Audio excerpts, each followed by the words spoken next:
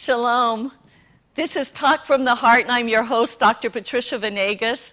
And today in studio, we have an amazing couple with us, Art and Mary Fernandez. And we want to welcome them today in studio. Art and Mary, we just are so excited that you're here.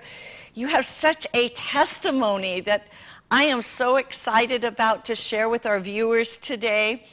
We're going to be talking about marriage and how the Bible talks about marriage as symbolic of Christ in the church. And the Bible in Ephesians says it's a great mystery. And if you've ever been married, you know it's a mystery. It's very difficult at times to co-inhabit with people. And the things that the Lord has done and shown us with Art and Mary, it's just an incredible testimony. And so we're so happy to share it with you today. And in marriage, the Father has taught us several things, that when we get married, we bring in our history, and I like to call it our baggage, that we don't unpack our baggage until we move in together. And then we see that there's things that we brought along with us that we didn't even know we brought along. And as we start unpacking that baggage, things can happen within the relationship because we're dealing with things of our past, hurts and pains, curses, spiritual warfare. There's so many things that go into that baggage. And so today we're going to be kind of unpacking some of that baggage as we talk with Art and Mary about their marriage and what the Father, the Elohim of Israel, has done in their marriage. So we're going to talk to Art first, because when he first came to the ministry, he was really hurting and their marriage was hurting. So we're going to let Art speak first. So Art, it's exciting to have you here in studio with us today. And we just kind of want to hear your side of it as being a man and what you went through when you first came to the ministry, what transpired, what was going on in your and Mary's marriage. Well, when we first went to the ministry, we were invited by my wife's coworker. And we were invited because she saw her crying all the time during break. And we were going through a very difficult time in our marriage. We were separated. We were married 2 years. And I believe we were already separated a year. And so right off the bat, everything unfolded in our marriage from day one. We started arguing of things that really didn't make any sense. And we were trying to fix the problem, but we always said there's something else that's occurring that we didn't know what was happening. So we got to the ministry, but we went to numerous counselors first. And a lot of the counselors were talking about the issue that was happening at the time. And my wife was saying, yeah, you're really controlling. You want to control everything that is happening in the household. You want to control the kids. And yes, I did have that problem. But I always felt in my heart it was something bigger than that was happening. And when we got to several counselors, they were making us discuss issues that were happening. In other words, resolving the conflict. And we would start arguing. We would start arguing there, and we would leave. We would get there okay, and all of a sudden we would get home, and we're arguing about things that happened. And I said, you know what, I'm not going back. We ended up going about probably 7, 8 different counselors. The last counselor that we went to, he got so upset that he said, you know what, you're right. You should get divorced. And we were at the point where we couldn't talk to each other. We were texting each other.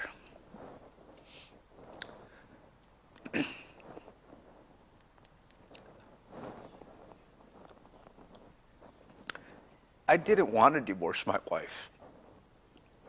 I just didn't know how to fix what was happening. I didn't know I didn't know how to resolve the issue that was happening. You know, in my household, I had a very controlling father. He would talk down to me, and I would see my parents argue, and the first thing that would come out of their mouth was divorce. So I used it. I said divorce.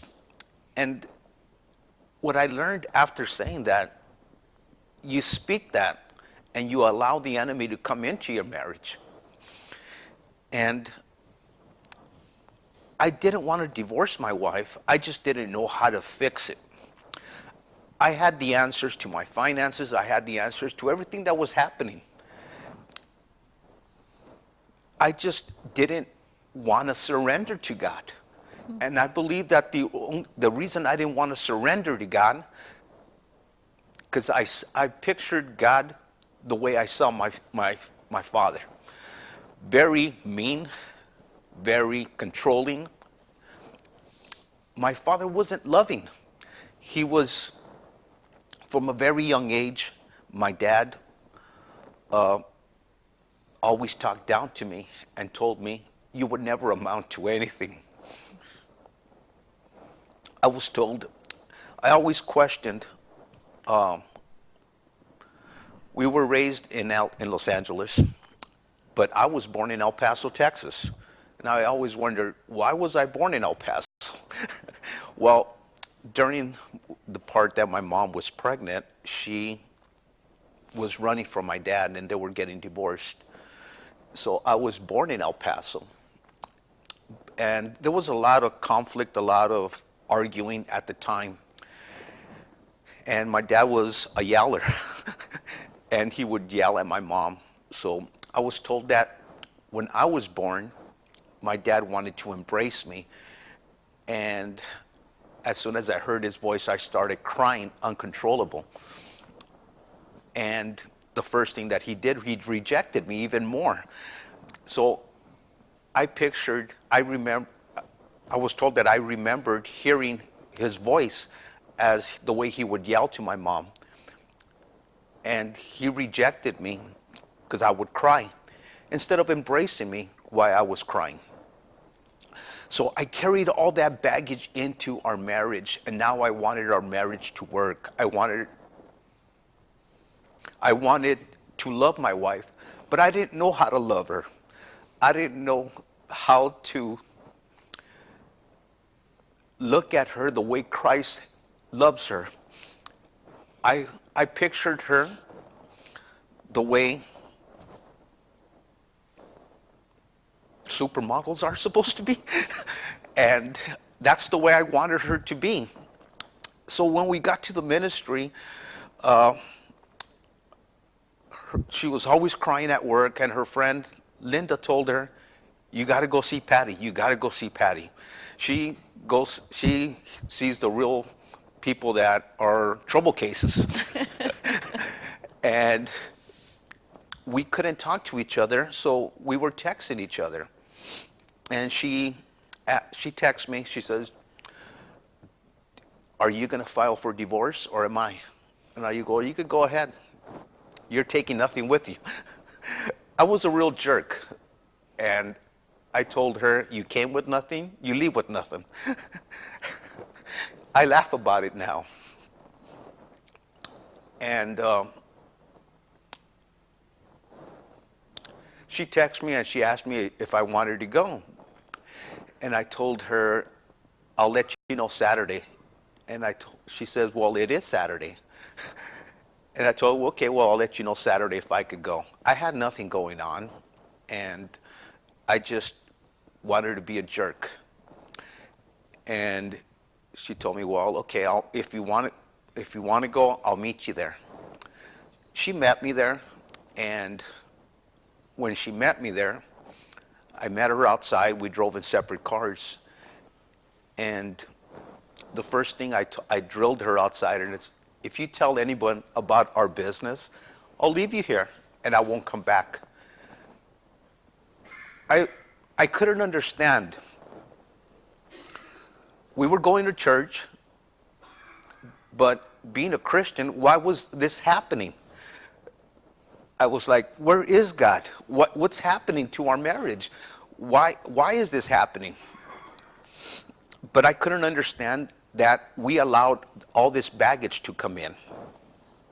So I drilled her outside, and I told her, if you tell anyone about our business, I'll leave you here, and I won't come back.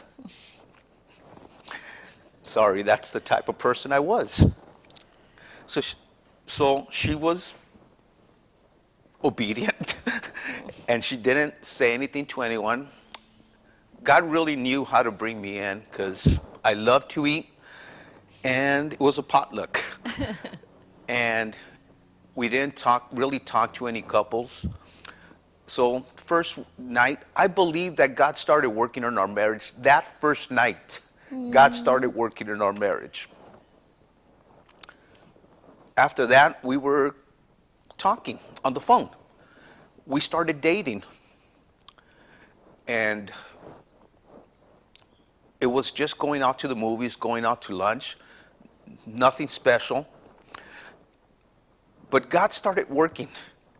God had a plan to restore our marriage. Amen. We met this one couple. It was probably a month or 2 months already. We met this one couple, and we were laughing, and he came up to us and he goes, so how long have you guys been married? And I said, 2 years. He goes, oh, okay. We've been married such and such time. And I said, it came out of my mouth. I go, but we're separated. I was actually trying to take those words back. And he said, oh, okay. Well, do you mind if we pray for you? And I said, yeah, sure. I actually thought he was going to pray for us, but he brought Dr. Patricia, which at that point I wanted to run, because I saw the way she would pray for people, and I saw the demons just leaving and God really working in them. And I was embarrassed. And I believe that the enemy really lies to us to be embarrassed, to be in shame. And when you came, you prayed for us. And you said, first you asked for permission. You said, is it okay if I pray for you? And I said, yes. And you prayed just a very small prayer, and you asked God to work in our marriage, and then you asked if we would be willing to come in for counseling. And I said, yeah, sure. And I started getting beat up after. I said, what are you doing? You already know how the 7-8 counselors went. What are you doing? She's a woman. She's going to take her side. So at that time I was working at monster.com, which I had an hour drive, and Mary called me and she said, I'll be there early, because she used to work in Glendora. And I told her, you know what, I'm not going to make it. I have an hour traffic. I'm not going to make it. So just go on without me. I'm not going to be able to make it. I wanted to cancel. And I believe that the enemy was putting obstacles in front of me to derail me from God healing our marriage. Amen. And I told her, you know what, I'm not going to make it. Just go on without me. You go. I'm not going to make it. And she said, well, you know what, I'm going to go. Just get there at whatever time you get there. God had a plan. Because it was actually during spring break, so there was no traffic from college students being on the road. So I made it there almost 45 minutes earlier, which I was laughing, because God really removed all the traffic from my way. She got there. I actually got there before her. We got there, and you greeted us when we went in. And the first words that came out of your mouth is, how long have you guys been married? And we told you, 2 years, but we're separated. And then you asked, tell me about your past. was like, where do I start? Where do I start? And I didn't understand why all of this was happening. But one thing I did, God had really put it in my heart. Sometimes we focus on what's happening now, but it's not what is happening now that brought us to this. It's what happened before, the decisions you made before. I came from a very broken family, that my dad was a singer and a womanizer. My mom and dad got married, and he would be singing and come home with lipstick. So he was drinking, in pornography, but all of that was coming into our household. And from a very young age, he rejected me. But as he rejected me, he told me, you would never amount to anything. Mm. So when I was in school, I couldn't learn. I felt I was stupid. I felt I was worthless. I was just taking up space. And I started doing drugs. I started drinking at a very young age. Just wanted to kill the pain that I felt inside. I didn't know why I was drinking. I didn't know why I was doing everything that I was doing. One thing that I got hooked on cocaine from a very young age.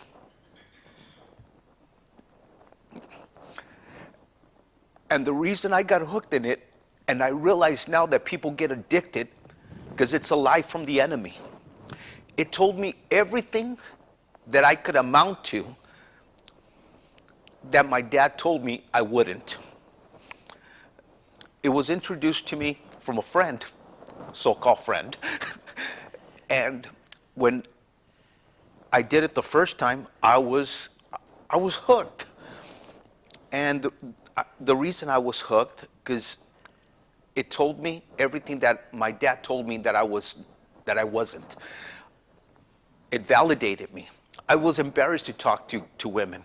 I wasn't embarrassed to go out and look for a job. I didn't feel adequate. So when I did coke, it told me, man, I wasn't embarrassed. I wasn't embarrassed being poor. It told me, you're gonna amount to whatever you want to, which it was an absolute lie. Absolutely. It was an absolute lie. I didn't see it at the time. I didn't see that it was a lie. That's why I got hooked. And the more I did it, the more it lied to me. And it got to the point where I almost died. Mm. And I remember, I grew up in a Christian home. And that's why I probably couldn't understand why all this was happening. Where was God? And we were at a print shop getting ready for a party. And I had no license, a suspended license, driving a car with no tags, suspended tags. And I was driving from Montebello to East LA. And we were doing coke for a couple hours, and I was drinking, and now I had to drive home. And I said, man, I don't want to go to jail. And the first thing I was panicking. And made it home. And when I made it home, I lay down on my bed, and I literally felt like I was sinking in. I literally felt like I was sinking in. And it was in December, and I started sweating.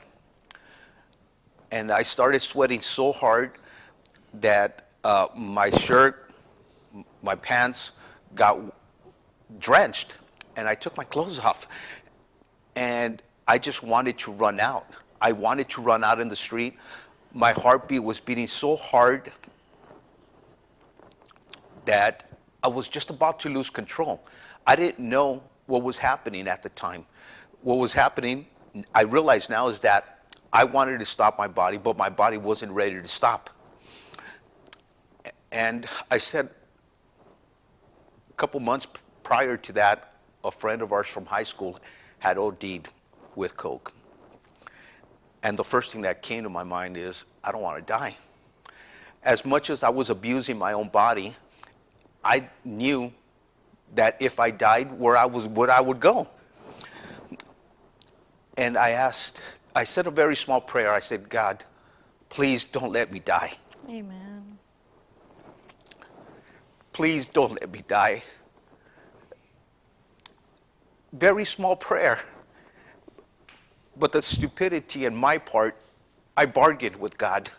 I said, God, if you save me, I promise I will never do this again. I call it stupid because I was bargaining with God. I was negotiating. But God had mercy upon me. Amen. He had mercy upon me, and he didn't allow me to die. Amen. Amen. He had a plan for me. Yes.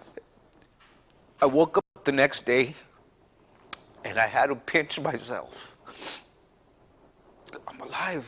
Praise God. I'm alive. My mom knew she knew something was wrong. She knew I wasn't on the right track. So she gave me the cold shoulder, and she ignored me, which that pushed me more towards doing other stuff. So the friends that I was hanging around with, they started coming around and giving me the stuff for free. And I said, I can't do that anymore. So now those friends were my enemies. They wanted to fight me. You're not our friend, man. What would happen to you? You think you're better than us? And I remembered my commitment. I remembered what I said. And I'm a man of my word. And I said, I can't do that anymore. I knew the consequences if I went back on my word. And I just had to change my course. I stopped hanging around with them. And eventually, I broke all ties with them, but I still continued to drink. And that went on for years because I was still trying to medicate myself. That's right. That's right. From the pain that I felt from my dad. But the pain that I felt from my dad and mom eventually got divorced. So I never really had a father figure in our home to guide me, to show me how a man's supposed to love his wife, how a man's supposed to love his kids, how a man is supposed to take care of the household. I didn't have that father figure. So when my mom and dad got divorced, he remarried. And when he remarried a lady from Mexico, which was a year older than my oldest brother. Wow. So I was like, you married someone else, you couldn't even take care of these kids, and now you have 3 other kids. How are you going to take care of them? And I went for years hating my dad. And what I didn't realize is that hate that I felt for my dad, I was becoming my dad. I was becoming the man that I hated. And I always said, I'll never be like my dad. I'm going to be better than him. Well, I hated him so bad that I was becoming him. That's right. And Mary asked me one time, she goes, have you forgiven your dad for what he did? And I go, yeah, I forgave him. I forgave him, but I still held on to certain things that he did. That pain. That pain that he caused. That rejection. And I was still holding on to those little things that he did. I wasn't ready to let go because it hurted me so bad. Those little incidents that he caused me. I said, I'll forgive you for this, but I can't forgive you for that. I'll never forgive you for that. And when we were getting married, I met with him, and I told him, I took him to lunch, and it was amazing because we used to go out to lunch, and we weren't in a good place that we could be sitting there for an hour and both of us not talk. So eventually I said, I need to talk to him and just forgive him. Amen. So I picked him up, we went to lunch, and I told him, Dad, I want to talk to you. And I told him, Dad, I just want you to know that I forgive you for everything that happened when we were growing up, when I was growing up. And he started crying. And he tells me that when he was born, his mom abandoned him. Wow. And my dad grew up with a lot of hate towards his mom because she abandoned him. Wow. And his dad abandoned him. So we see that when we get married, we have a whole history that we bring into that marriage without even knowing how it's affecting us today. We are going to continue with Art and Mary on the next program, so we hope that you can join us. But before we go, I really want you to think about your relationships and how they're being affected today by your history, whether it's a marriage relationship or a relationship with your children or just friends. That many times we're trying to have healthy relationships when we have so much hurt and pain and bitterness and rejection and abandonment. When we had our other guest on the program, we talked about going back to the womb and how rejection and abandonment can enter in the womb. We see that Art, when his mother was pregnant, that the mother had gone to another state, and the father was angry and yelling at her, and how even in the womb, Art rejected his father. So when he was born, his father really wanted to have a relationship with him, but he was even afraid of his father. He cried. He didn't want that bonding because of what he had actually experienced in his mother's womb. So we see that the father rejected Art because Art was rejecting him. And then throughout the life of Art, he was being cursed by word curses from his father. So we're excited that we're going to continue with Art and Mary at our next program. Until then, we just really pray the shalom peace upon you. Shalom.